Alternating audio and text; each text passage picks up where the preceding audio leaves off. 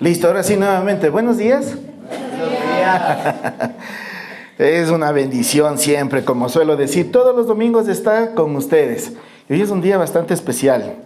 Hoy celebramos a nuestras mamitas. Pero antes de celebrar a nuestras mamitas, me dejó a mí pensando la semana anterior un reto. ¿Quién ha asumido un reto? ¿A quién le han retado alguna vez?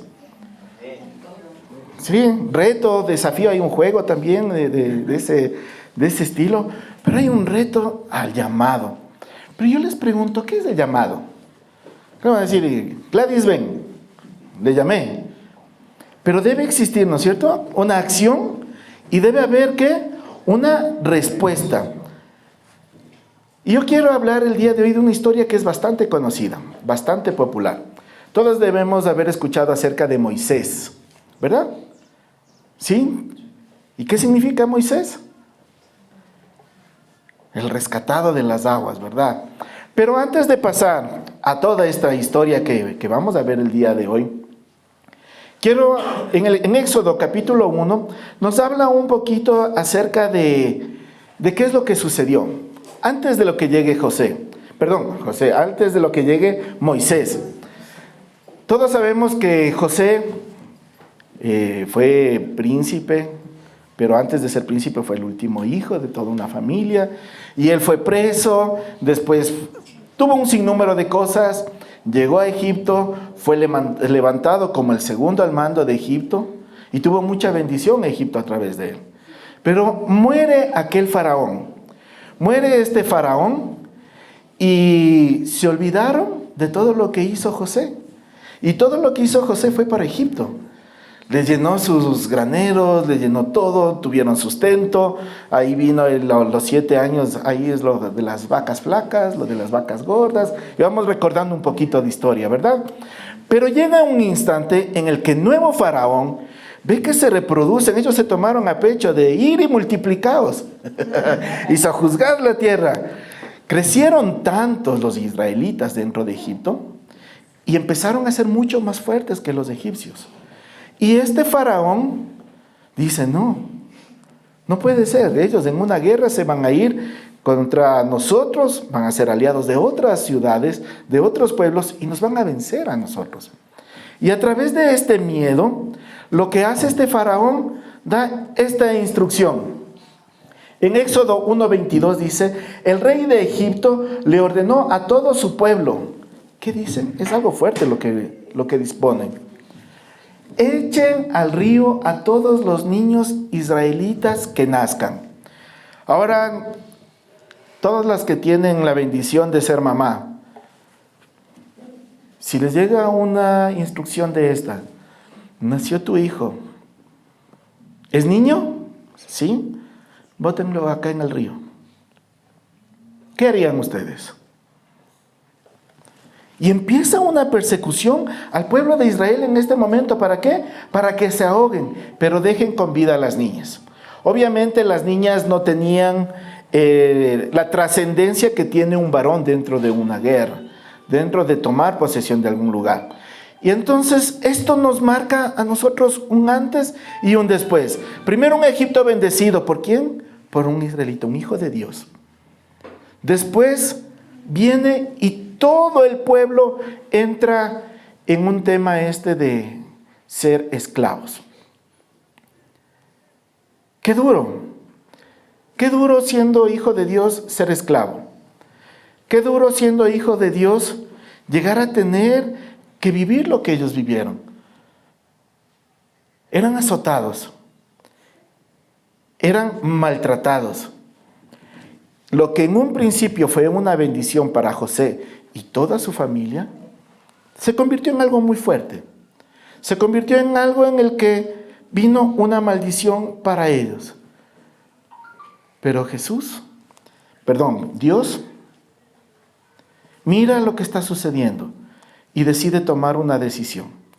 Vamos a irnos, por favor, a Éxodo, al capítulo 2. Todos los que están apuntando, los que prenden sus Biblias, los que abren sus Biblias. Y en Éxodo capítulo 2 del versículo 1, voy a leer de corrido, luego lo vamos a ir analizando. Dice, un hombre y una mujer se casaron. Los dos eran de la tribu de Leví. Si ustedes recuerdan, los levitas eran los que eran exclusivos para servir en la iglesia, para servir ahí dentro de lo que era la parte de los sumos sacerdotes y demás. Era la tribu de Leví, tenían una preparación muy diferente a los demás, eran apartados específicamente para ellos. En el versículo 2 dice: tiempo después ella quedó embarazada y tuvo un hijo. Al ver que el niño era tan hermoso, lo escondió durante 3 meses. No me quiero imaginar si le hubiera nacido feo. Ay, si lo botaba al río, dice. Pero Dios es sabio. Le nació como el niño hermoso, era tan hermoso que lo escondió durante 3 meses. Pero bueno, nuestras mamás nos ven a nosotros siempre bonitos, así seamos feos. No, mi hijo es el más bonito del mundo. Y el pobre así, medio deformado, medio caminando, así, no, mi hijo es el más bonito del mundo. Ese es el cariño de mamá, ¿verdad? Ese es el afecto, el cariño que tienen nuestras madres hacia nosotros. Pero vamos a seguir escuchando qué es lo que sucedió. Como no pudo seguir escondiéndolo, vamos al versículo 3. Como no pudo seguir escondiéndolo, tomó una canasta de juncos, le tapó las rendijas con asfalto y pasta de resina y puso adentro. Espérenme que me estoy complicando con esto de acá.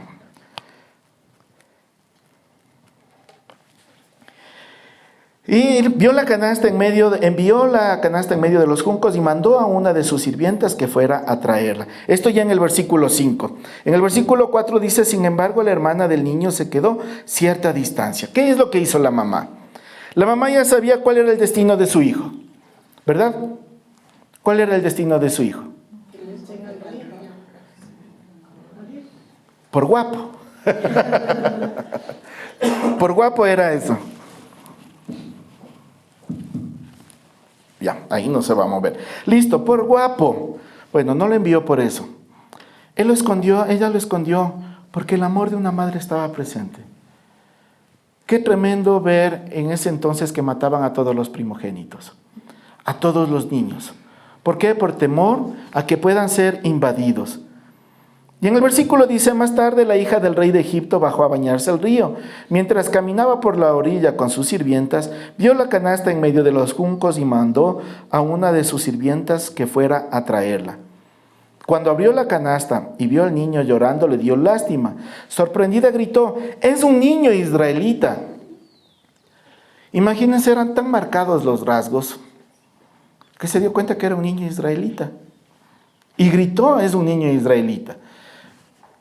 Para entender un poquito de qué es lo que sucede en el tiempo del faraón, él era considerado un dios.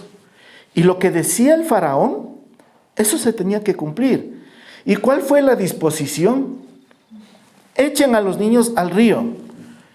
Como era la hija, y la autoridad le dijo: tiene que llevarle, ella gritó: es un niño israelita. Y desde ahí empieza a ocurrir un milagro. ¿Por qué? Porque en ese momento, en Éxodo 2:7 dice: en ese momento la hermana del niño salió y le dijo a la princesa: ¿quiere su majestad que le llame una mujer israelita para que alimente y cuide al niño? ¿Cuántos hombres han aparecido hasta este momento? ¿Y quién tuvo el hijo? El único concebido por el Espíritu Santo fue Jesús. Asomó en un principio nada más. Y como dato menor lo dice que se unieron y tuvieron un hijo. Pero no asoma nadie más. Hay cosas que hacen las mujeres que nosotros no vamos a hacer los varones. ¿Qué hubiera hecho un varón? Seguramente le dejaba que se le lleven y lo boten al río. Porque no existe ese cariño, ese afecto, ese apego que tiene la mujer. En el versículo 8 dice, y no solo para eso, ¿quién estaba? No estaba nadando un niño, el príncipe. ¿Estaba nadando quién? La princesa. ¿Y quién le fue a ver? La hermana. Mientras se coge y le bota la canasta, la hermana se queda a un costado viendo qué sucede. Le coge la princesa y la hermana es la que se acerca. Y le dice, ¿no quiere que le traiga una nodriza? En el versículo 8 dice, y ella contestó, anda, ve a llamarla. La hermana fue y llamó a su mamá. Cuando la madre llegó, la princesa le dijo, llévate a este niño a tu casa, aliméntalo y cuídalo por mí, y yo te lo pagaré. La madre se llevó al niño y lo cuidó. Nuevamente, en medio de eso, en medio del dolor, porque debe haber habido mucho dolor, tantos niños, imagínense, lanzados literalmente al Nilo para que se ahoguen. No sé qué animales más habrá ahí en el Nilo. Pero el amor de otra madre hace que lo lleve, que lo amamante y que después lo va a pagar. La madre se llevó al niño y lo cuidó. Imagínense, ¿no? Después de algo incierto. No sé, yo me imagino a ustedes cogiendo a su bebito, bueno, acá hay un bebito de casi 1 año, poniéndolo en una canastita y botándolo al río. La incertidumbre de saber qué va a pasar. La incertidumbre de qué va a venir más adelante. El amor de una hermana que no le quería dejar a su hermano. Y Dios le devuelve el favor y le da para que le críe a ella misma. Es algo sorprendente. Después de que tú, para no matarle a tu hijo, lo entregas con la esperanza de que pueda suceder algo. De ahí viene la sabiduría que tiene la mujer. Ahí viene ese algo que Dios puso en las mujeres, que no puso en nosotros, y que deben dar gracias a Dios, porque si tuviéramos eso, nosotros fuéramos mujeres. ¿Y qué pasaría, Dios mío? Mejor no me quiero imaginar. En el versículo 10 dice, cuando el niño creció, se lo llevó a la princesa, entonces ella lo adoptó como su propio hijo y le puso por nombre Moisés, que quiere decir, yo lo saqué del agua. En ese entonces había una práctica bastante marcada en las personas. El tener el favor de una persona, el tener la gratitud de hacia otra persona, le llevaba a entregar a hijos. Si no, recordemos a Leví cuando recibió a Samuel, una mujer que oró tanto por tener un hijo, que en medio de la oración ella hizo una promesa. Y la promesa fue consagrarle para Dios. Si me das un hijo, te lo consagro. Tuvo a su hijo y a los 2 años fue y lo dejó donde el sumo sacerdote para que sirviera. Es increíble, pero el poder de la palabra con la que se manejaban anteriormente y la cual deberíamos nosotros tenerla marcada. ¿Por qué? Porque ahora nuestra palabra no vale nada. Dice, sí, yo voy a estar ahí a las 3 de la tarde. En el mejor de los casos llega a las 4. Si no, no llega. Yo me comprometo a estar contigo.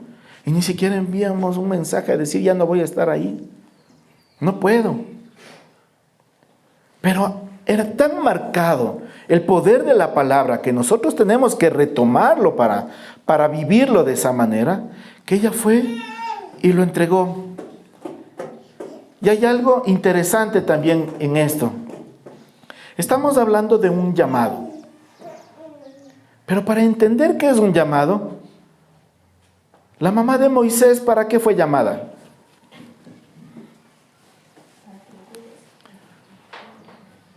Todos sabemos quién fue Moisés. Moisés fue aquel que libertó al pueblo de Israel, al pueblo de Dios. Pero ¿para qué fue llamada la mamá de Moisés? ¿Fue alguna profeta? ¿Compartía la palabra de Dios? ¿Sanaba enfermos? ¿Daba clases? ¿Evangelizaba? Era una esclava. Era una más del montón. Pero para nosotros entender qué significa el llamado, debemos de entender que lo que muchos consideran un llamado, en realidad es un trabajo que tiene el propósito explícito de servir a Dios. Ahora, todos pensamos que servir a Dios es estar aquí. Y por muchos años hemos pensado de que, no, ¿a dónde vas? Me voy a servir a Dios. ¿Ah, qué eres? Soy diácono. ¿Ah, qué eres? No, yo limpio la iglesia. ¿Ah, qué eres? No, yo soy evangelista. No, yo soy esto. Y todo el servicio que corresponde a Dios, pensamos que es en medio de 4 paredes. Pensamos que es en una estructura física. Y estamos tan equivocados. Ese concepto de servir a Dios que nos han metido durante mucho tiempo en nuestra cabeza, de que tengo que ir a la iglesia para servir a Dios, es lo que tiene destruidos los hogares actualmente. Es lo que tiene destruida la sociedad actualmente. ¿Por qué? Porque el núcleo de la sociedad ha fallado. El núcleo de la sociedad, que es la familia, ha fallado. Hogares disfuncionales, divorcios por aquí, traiciones por allá, hijos que se van en contra de los padres, padres que se van en contra de los hijos, padres que malcrían a sus hijos, hijos que violentan a sus padres. Está deshecha la familia y por eso es que nosotros tenemos el inconveniente actual de que estamos en una sociedad tan corrompida. Y eso va a suceder, está escrito en la Biblia. Pero ¿qué vamos a hacer nosotros? Tenemos un llamado y ese es explícito de servir al Señor. Constantemente nosotros estamos diciendo, ¿dónde puedo servir? Y constantemente les decimos, empieza sirviendo en tu casa.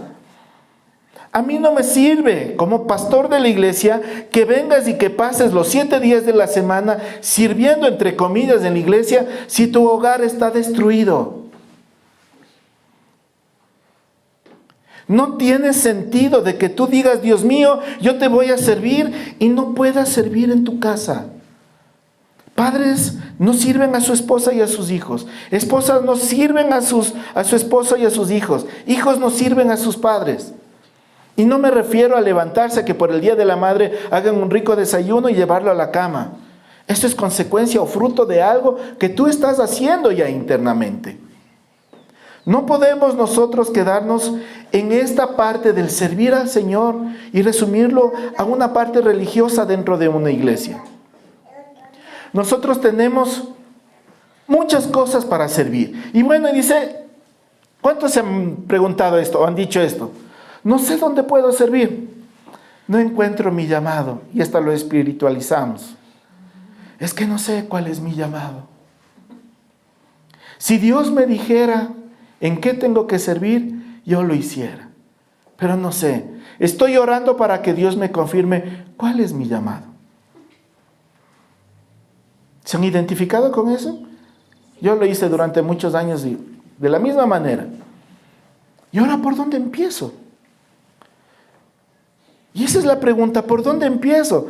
Dios mío, yo veo que ahí están haciendo teatro. Yo veo que ahí están en Exploradores del Rey. Ahí están predicando. Vi que salieron a evangelizar. Pero eso no es lo mío. ¿Y qué es lo tuyo? Te pregunto en este momento, ¿qué es lo tuyo? ¿Por dónde vas a empezar? Ya te di la primera pista. Bueno, no, ni siquiera pista. La primera disposición. En la antigüedad, lo que hacían con la parte del Antiguo Testamento que viene a ser transmitida hacia los hijos, ¿quiénes lo hacían? Los padres. Los mismos padres instruían a sus hijos. ¿Cómo quieres tener un resultado diferente si tú no instruyes a tus hijos? ¿Cómo quieres tener un resultado diferente si tú no dices, Dios mío, esta es mi responsabilidad? No es la responsabilidad del pastor, no es la responsabilidad del líder de jóvenes, no es la responsabilidad del líder de Exploradores del Rey, no es la responsabilidad del alabante, es mi responsabilidad como padre y como madre. Voy a instruir a mis hijos. Entonces ya sabes por dónde debes empezar. Y para poder hacer eso, debo empezar conmigo mismo. Si yo no me alimento, si yo no hago lo que tengo que hacer diariamente en mi vida, ¿qué le voy a instruir a mi hijo? Es como yo querer enseñarle matemáticas a mi hijo que ya está en el colegio. Pero si yo no supe, yo no estudié y no repaso nuevamente, ¿le voy a poder instruir a mi hijo? ¿Y qué voy a hacer? Le voy a pagar un profe de mate. Le voy a pagar un profe de inglés. Es que yo sí soy bien bruto para las matemáticas. Pero yendo mucho más allá de esas expresiones que nosotros tenemos normalmente, tenemos que prepararnos. Tenemos que llenarnos. Si no nos llenamos, ¿cómo vamos a dar? Y en medio de todo esto hay unas pistas excelentes. Espérenme un ratito que ya se me quedó pulsado. No copien. Regrésale una más. Ya, ahí estamos. No sé por dónde empezar. Ya les dije por dónde debemos de empezar. Por uno mismo y nuestras familias. Si nosotros estamos saludables y mi familia está saludable, vamos a tener una iglesia saludable. Ahora vas a decir, pero yo ya no tengo. Yo ya estoy divorciada, yo ya estoy viuda, yo ya estoy en una condición diferente. Pues tranquila, tranquilo. Dios nos toma en la situación en la que estemos y nos va a utilizar. No pienses que es algo exclusivo de una persona. ¿Y qué es lo que vamos nosotros a hacer primero? ¿Por dónde vamos a empezar? Vamos a temer a Dios. ¿Y qué? Pero eso no quiere decir que voy a coger la Biblia para que no se dañe y la voy a meter en un cajón. Y no voy a aprenderme yo versículos bíblicos y los voy a guardar en mi mente, en mi corazón, y ahí van a quedar. No, guardar significa que lo vas a practicar a diario. Guardar significa que lo vas a tener en todo momento. Guardar significa que lo van a tener en cualquier momento listo y presente para poder nosotros, ¿qué? Manejarnos de acuerdo a la forma bíblica que nos dice. Eclesiastés 12:13 dice, el fin de este asunto es que ya se ha escuchado todo. Teme pues a Dios y cumple sus mandamientos, porque esto es todo para el hombre. Pues Dios juzgará toda obra buena o mala, aún la realizada ¿en qué? Así que no pienses que porque tu papá no te ve, así que no pienses que porque el pastor no te está viendo, no vas tú a comportarte correctamente. Lo que tú estás haciendo en secreto, con tu novio, con tu novia, con tus redes sociales, con lo que ves, con lo que escuchas, incluso cuando tu mamá te mande a lavar los platos y vayas haciendo muecas a la cocina y vayas diciendo de todo a la cocina, ¿qué dice que vamos a hacer? Dios va a juzgar. ¿Hasta qué? Hasta aún lo realizado en secreto. El honrar padre y madre no se trata de labios para afuera. Eso implica mucho, mucho atrás de eso. Así que lo primero, vamos a ¿qué? A temer a Dios y a guardar. ¿Guardar qué? Sus mandamientos. ¿Y dónde está escrito eso? En la Biblia. ¿Conoces cuáles son los mandamientos? Pues vamos a leer. No en este momento, sino me refiero a que vayas a la casa y lo veamos. Segundo, cuidar. Cuidar de los demás y estar en santidad ante Dios. Santiago 1:27 dice, la religión pura y sin manchas delante de Dios, nuestro Padre, es esta: atender a los huérfanos y a las viudas en sus aflicciones y conservarse limpio de la corrupción del mundo.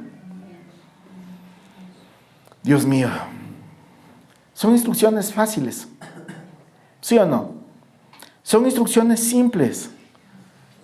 Debes cuidar de los demás y debes estar en santidad. ¿Cuántos están santos en este momento? Bueno, ya se escuchó 2. Al menos a 2. ¿Estás realmente en santidad? ¿O te levantaste y le dijiste de todo a tu esposo el día de hoy o a tu esposa? ¿O te levantaste y ya les dije que desayunen rápido, les dije que se levanten, nos atrasamos a la iglesia y con la vena, pero acaba a reventar? ¿Estás en santidad? Qué difícil que es cuidar la santidad. Qué difícil es cuidar de los demás. Y cuidar de los demás, empezando en casa. Esposos, ¿cuidas a tu esposa? ¿Sabes? Cuando se merece. Esposa, ¿cuidas de tu esposo? No, porque él es malo conmigo. Él no me ama, no me trata conmigo.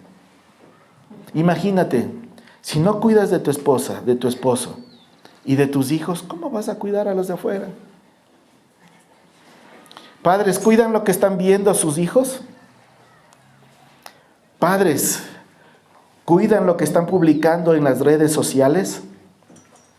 ¿Saben los videos que están haciendo? ¿Saben las barbaridades de las letras con las cuales están publicando? ¿Saben lo que están bailando en el colegio? Eso es cuidar. Eso es estorbar a nuestros hijos. Porque están acarreando maldición para su vida. Y cuando se den cuenta, va a ser demasiado tarde. Porque van a tener una vida libertina y no van a poder tener una vida en libertad. Así que preocupémonos, cuidemos a nuestra esposa, cuidemos a nuestro esposo, cuidemos a nuestras madres, cuidemos a nuestros progenitores, cuidemos la salvación, cuidemos lo que Dios nos ha dado. Como tercero, ¿qué tenemos que hacer para saber cuál es nuestro llamado? Y esto es mandatorio. Y aquí les voy a hacer una reflexión que le hice hace un par de semanas. Si tú no estás con al menos una persona discipulando, estás en desobediencia y no vas a crecer. No vas a crecer. Y es triste, porque nuestros primeros discípulos deberían ser nuestros hijos.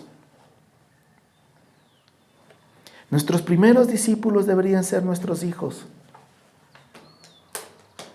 ¿Y saben cómo se dan cuenta que están discipulando bien? Porque los hijos o las personas se quieren parecer a tal o cual persona. Si tus hijos no se quieren parecer a ti, estás en un problema bastante grave. Si tus hijos no se quieren parecer a ti, estás en un problema bastante grande. ¿Por qué? Porque no estás, primero, discipulando. Segundo, no estás honrando a Dios. En algo se deben parecer a ti. Eso. ¿Y por qué les digo que en algo se deben parecer a ti? ¿Y cómo te puedes dar cuenta de que estás discipulando correctamente? Porque tus hijos te aman. Y si no lo están haciendo, es tiempo para corregir. En estas últimas semanas, no sé si se han dado cuenta, pero mi hijo más pequeño viene vestido del mismo color de mí. Me levanto en la mañana, me plancho la ropa y él se acerca y me dice: papi, ¿qué ropa te vas a poner hoy? Y el día de hoy me reclamó y me dijo: papi, no tengo un pantalón de ese color del que estás puesto. Le digo: mi hijo, pero es negro, es similar. No, pero no es el mismo. Mi otro hijo me dijo: papi, ya me está saliendo la primera espinilla, ya voy a tener los huecos como tú tienes en la nariz. Le digo: mi hijo, si supieras cuánto me costó en la adolescencia el que se me burlen por las espinillas de mi nariz. Y vos quieres parecerte en eso. Pero a la vez me trajo mucha alegría. Me trajo mucha alegría porque las horas que paso preparándome para compartirles minutos con ellos en la noche, está teniendo su fruto. El poder levantarme y orar por mi esposa está teniendo su fruto. Estoy cuidando de ellos. Y no porque se lo merezcan. Aunque si fuera por merecimientos, muchos de nosotros estaríamos en otro lugar, sino por obediencia. No nos fijemos en que si se merece o no, sino seamos obedientes, porque nosotros tenemos que ir y hacer discípulos. ¿En dónde? En todas las naciones. No te dice sentad y haced discípulos. No te dice, quedad y haced discípulos. Te dice, id. Está hablando de un presente progresivo. Así que te animo a que tomes una persona y empieces a discipular. ¿Por qué? Porque en el instante que pienses a discipular, te van a venir las preguntas. Y si te vienen las preguntas y no tienes respuestas, ¿qué vas a tener que hacer? Prepararte, consultar, investigar. Así como cuando son chiquitos y se te acercan y dicen, papi, ¿cómo nací yo? En ciencias naturales te dan eso. Pero debe venir de ti, tú eres el que tienes que instruirlo.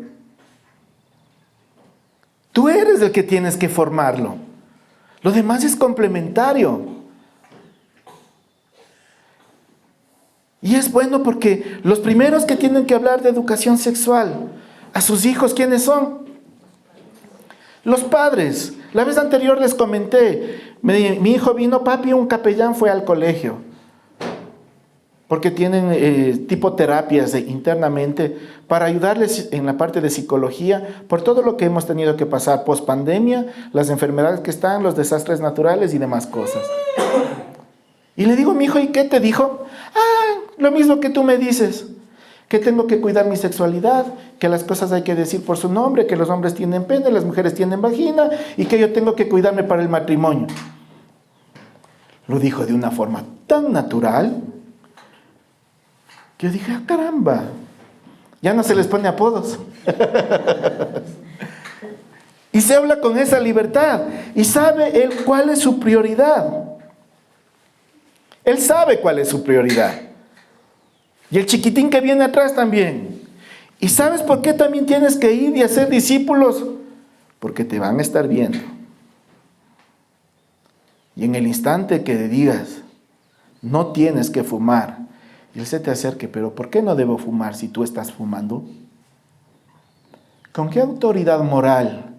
¿Con qué autoridad espiritual vas a transmitir el conocimiento a tus hijos? Tienes que ir a la iglesia, pero yo no voy. Tienes que poner atención en la iglesia, pero yo estoy chateando en el teléfono. Tienes que saber lo que estás escuchando. No debes mentir, pero si tú le acabas de decir que él te diga que no estás aquí. Malcriamos tanto que les enseñamos a hacer las cosas escondidas desde pequeños. ¿O no se han dado cuenta que esconden los caramelos para que no cojan los niños? Y en vez de nosotros dejar ahí los caramelos y decirle no para que aprenda a obedecer, les enseñamos a hacer las cosas escondidas porque escondemos y ellos se ponen a buscar y encuentran, no sé, tienen un olfato terrible y cogen. Pero discipular va a devengar una mayor responsabilidad en las cosas que nosotros estamos haciendo.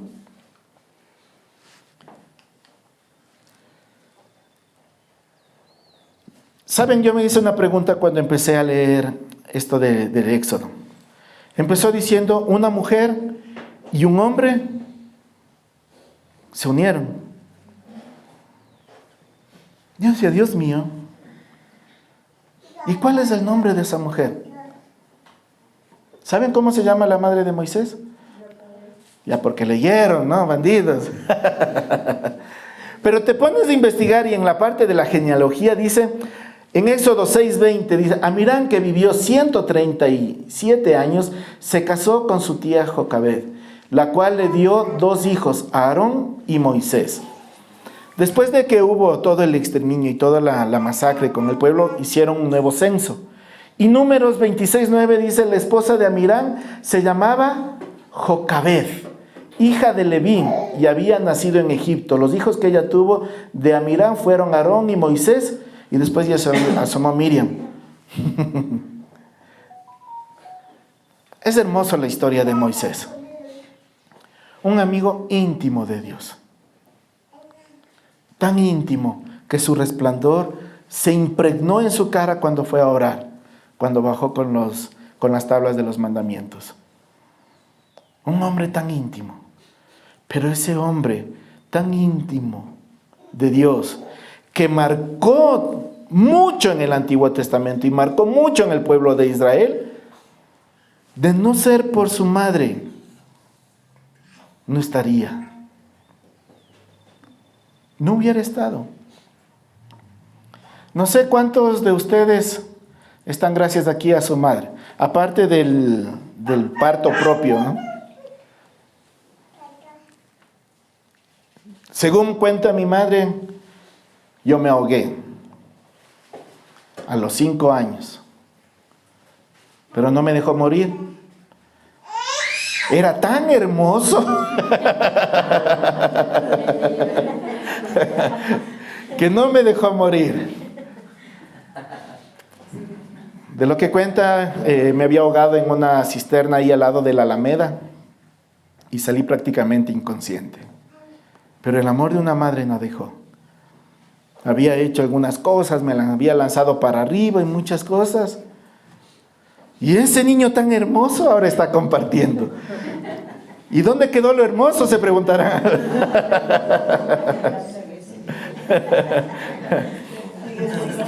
En la cisterna. Se quedó en la cisterna lo hermoso, dice. Pero es interesante, cuando ya vi cuál era el nombre de esta mujer, significa Yahvé es gloria. Yahvé es gloria. ¿Sabes que cuando nosotros tenemos este tipo de llamados, pensamos que tiene que ser parado aquí al frente? Y no necesariamente es así. Y lastimosamente muchos de los que estamos acá al frente menospreciamos a las personas que no están al frente, y tampoco es así. Dios te llama a servir, porque no sabes qué va a suceder mañana más tarde con las decisiones que tú tomaste. No sabes qué va a suceder. Yo estoy seguro que mi padre, la primera vez que me puso a predicar a los 12 años, que no alcanzaba ni el atril, me acuerdo que me puso un banquito. Me dijo, debes preparar algo para 10 minutos. Y yo, ¿cómo preparo a los 12 años algo para 10 minutos? Me acuerdo que terminé en 1 minuto. Pero yo me imagino que él y mi madre se sospechaba que iba a estar pastoreando años más adelante. Padres no saben qué van a hacer sus hijos más adelante. Aquel niño botado, aquel niño rescatado, aquel niño adoptado, mañana más tarde fue el libertador del pueblo de Israel. ¿Y qué milagros hizo? ¿Y qué cosas tuvo que vivir con todo el pueblo? Y cuando existe un llamado, generalmente para edificar algo, es interesante, pero escuché una reflexión y quiero que escuchen, y quiero que la guarden muy bien. Para empezar a construir algo hacia arriba, primero hay que ir hacia abajo. Para construir algo hacia arriba, primero tienes que ir hacia abajo.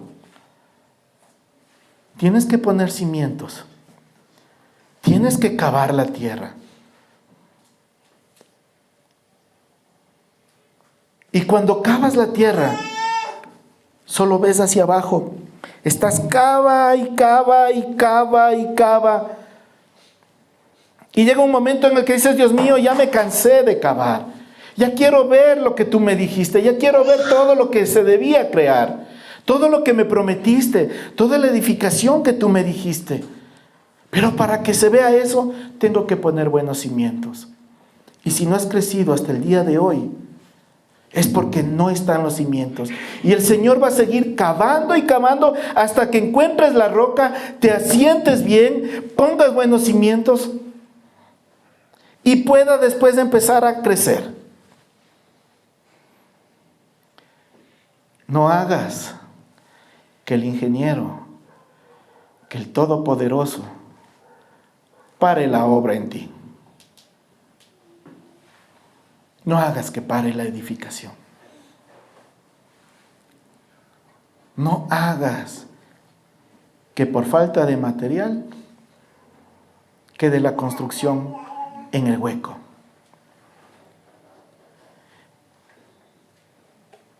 Dentro de un llamado vas a tener muchas cosas. Vas a tener que servir en tu trabajo. ¿Puedes servir a Dios en tu trabajo? Tienes que servir a Dios en tu trabajo, porque todas las cosas tienes que hacerlas como para Él. Así que resiste. Tienes que resistir. Resiste, porque lo feo es cavar. Lo feo es cavar hasta que pongas los cimientos, hasta que pongas las columnas. Y después, Dios te va a adornar. Ya cuando esté edificado, Él va a poner acabados de lujo en ti. Te va a llevar y te va a mover a hacer cosas que tú no te imaginas. Y si sientes que aún estás cavando, pregúntate cuántos años más quieres que Dios cabe para empezar a edificar tu vida. Para empezar a edificar lo que tienes que hacer. Y te quiero dejar con esta última palabra, este último mensaje. Tu llamado está en todo tiempo y en todo lugar. Si tú haces los 3 puntos anteriores, Dios te va a poner en el lugar correcto. Y mientras te pone en el lugar correcto, te va a llevar a hacer cosas que no quieres, cosas que no puedes hacer, para que se vea la honra y la gloria para Él. Porque caso contrario va a primar tu intelecto, tus habilidades, y vas a relegar a Dios. Pero tu llamado está en todo tiempo y en todo lugar. ¿Evangelizas cuando estás trabajando? ¿Hablas de Dios cuando estás trabajando? ¿Compartes de Él? Cuando estás en tu familia, no, es que lo peor que puedes hablar en una reunión familiar es de fútbol, política y religión. Un justificativo para no hacerlo. Pero si estás cogido de Dios, si cuidas la palabra de Dios, si la atesoras, si la guardas, si estás orando, si estás constantemente con Él, lo que vas a tener es el tiempo idóneo para que tú puedas compartir. Para que llegue el mensaje, para que cale en lo más profundo. Vamos a ponernos de pie, por favor.